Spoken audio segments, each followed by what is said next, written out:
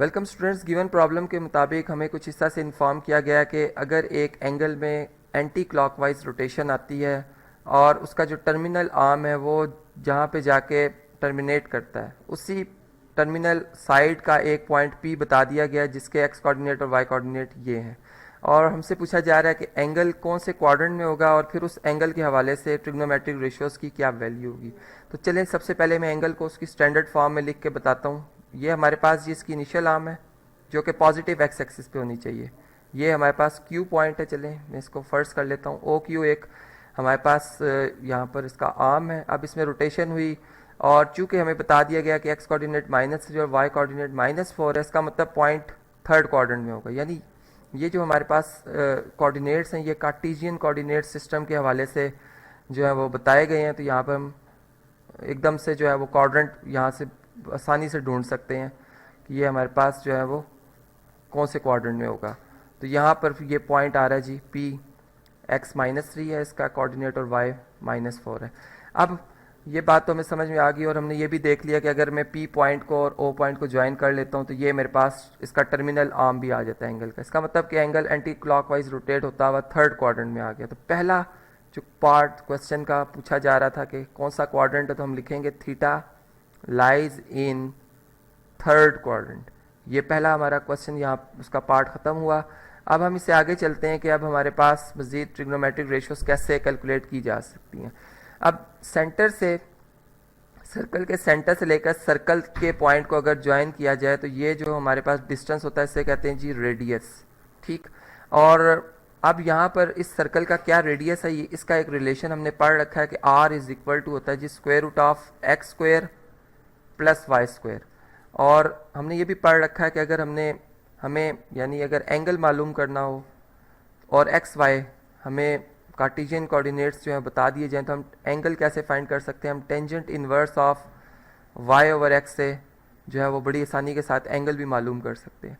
अब यहाँ पर एक इन्फॉर्मेशन आपको बताता चलूँ कि अगर यही P पॉइंट हमें ऐसा बताया जाता कि इसका R और थीटा यानी इसके पोलर कोऑर्डिनेट्स, ये जो कोऑर्डिनेट्स हैं ये बेसिकली इसके पोलर कोऑर्डिनेट्स कहलाते हैं, जो कि इस वजह से इनको याद रखा जाता है कि हमारे पास जो फिक्स पॉइंट है इसको पोल भी कहा जाता है जो सर्कल का सेंटर है। और ये जो हमारे पास सेंटर से लेकर सर्कल के पॉइंट तक का डिस्टेंस को रेडियल कहा जाता है, इसको पोलर रे भी कहा जाता है। और पोलर रे में जो रोटेशन हुई, जो एंगल बना थीटा, इसे पोलर एंगल कहा जाता है। इसलिए ये पोलर कोऑर्डिनेट्स कहलाते हैं।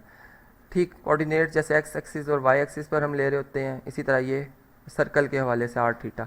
अब इसी रिलेशन से हम अगर आर थीटा मालूम करना वो भी कर सकते हैं, और इसी रिलेशन से हम जो है वो मज़ीद आगे जो ट्रिग्नोमेट्रिक रेशियो है जो कि मैं भी कैलकुलेट करूँगा वो भी हम कैलकुलेट कर सकते हैं। जैसे चलें सबसे पहले इस सर्कल का रेडियस फाइंड करते हैं। Square root of x square, x हमारे पास है जी -3, -3 का स्क्वायर किया जाएगा प्लस y कोऑर्डिनेट जो इस पॉइंट का वो -4 है, इसका स्क्वायर किया जाएगा।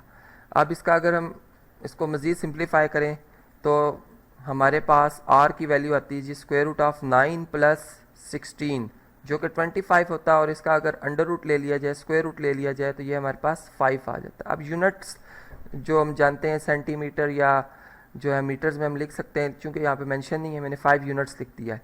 अब आप देखें कि हमने एक टॉपिक जो इससे पहले आपसे डिस्कस किया था कि जब हम एक पॉइंट को सर्कल के मोशन के हवाले से बात कर रहे हो तो यूनिट सर्कल के मोशन के हवाले से, तो हमने कहा था कि x जो होता है वो cos थीटा के इक्वल होता है और y जो होता है वो sin थीटा के इक्वल होता है। ये उस केस में होता है जब हमारे पास रेडियस कितना था जी 1 यूनिट था।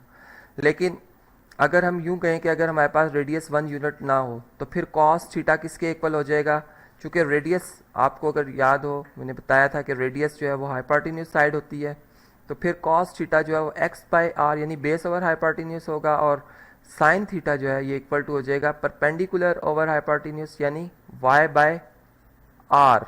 अब अगर आप इसी डायग्राम की तरफ चलें जो कि इस क्वेश्चन से रिलेट कर रही है हमें, अगर हम इसमें एक परपेंडिकुलर ड्रॉ करें इस P पॉइंट से x एक्सिस पर इस तरह से, ये हमारे पास पॉइंट आ गया जी, इसे मैं कह देता हूँ B पॉइंट है।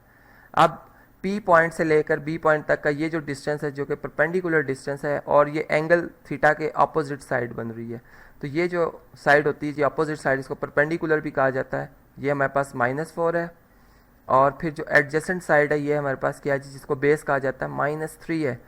तो आर की वैल्यू भी फाइंड हो चुकी है। अब हम इन तमाम वैल्यूज़ को यूज़ करते हुए जो है ट्रिग्नोमेट्रिक रेशियोज़ की वैल्यू फाइंड कर लेते हैं जी।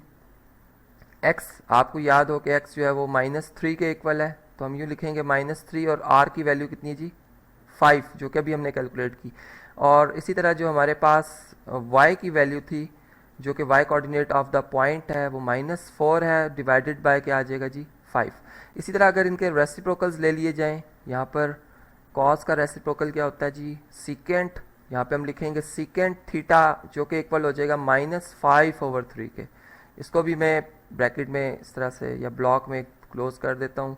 इसी तरह अब हमारे पास जो साइन है, साइन का रेसिप्रोकल होता है जी कोसीकेंट, कोसीकेंट थीटा, जो कि फिर -5/4 के इक्वल होगा। इसको भी चलें ब्रैकेट में या एक ब्लॉक में लिख लेते हैं। और अब इसके बाद जो कि हमारे पास टेंजेंट ट्रिग्नोमेट्रिक रेशियो है लास्ट, जो कि इक्वल होती है जी टेंजेंट थीटा y/x के इक्वल, जिससे हम एंगल भी, मैंने आपसे कहा कि इन्वर्स ऑपरेट करके एंगल भी आप फाइंड कर सकते हैं। तो यहाँ से हम y की वैल्यू, जो कि आपको याद है जी -4 है, और x की वैल्यू -3 है, इसको अगर हम इसमें लिखें और इसे सिंप्लीफाई करें तो टेंजेंट की वैल्यू आ जाती है जी, टेंजेंट थीटा की वैल्यू आ जाती है 4/3। और अगर इसका रेसिप्रोकल ले लें, जो कि हमारे पास होगा जी कोटेंजेंट, चलें इसको भी लिख लेते हैं जी, कोटेंजेंट जो होगा ये इक्वल टू हो जाएगा फिर 3/4 के इक्वल। यहाँ से एक इन्फॉर्मेशन जो कि मैं आपको बताता चलूँ कि हमने बात देखी कि जो टेंजेंट और कोटेंजेंट है, इनकी वैल्यू थर्ड क्वाड्रेंट में, चूंकि एंगल हमारा थर्ड क्वाड्रेंट बन रहा है, पॉजिटिव है, जबकि आप अगर बाकी तमाम जो ट्रिग्नोमेट्रिक रेशियोज अगर आप उनको देखें तो उनके साइन नेगेटिव ही आ रहे हैं। तो ये भी एक हमारे पास ऑब्जेक्टिव के हवाले से एक इन्फॉर्मेशन आ गई कि थर्ड क्वाड्रेंट में टेंजेंट कोटेंजेंट पॉजिटिव होंगे और बाकी तमाम ट्रिग्नोमेट्रिक रेशियोज जो हैं वो नेगेटिव होंगी।